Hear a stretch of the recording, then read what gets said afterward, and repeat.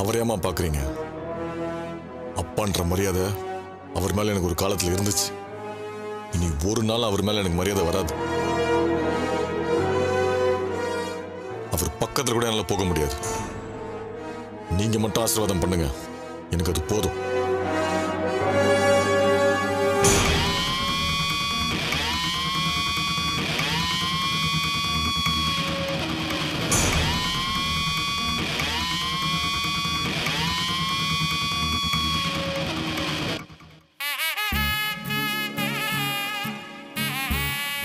நல்லா இருங்கப்பா.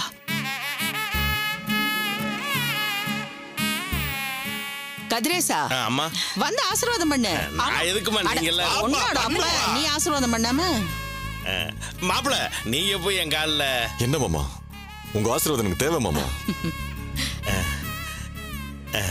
நல்லா இருங்க, நல்லா இருங்க.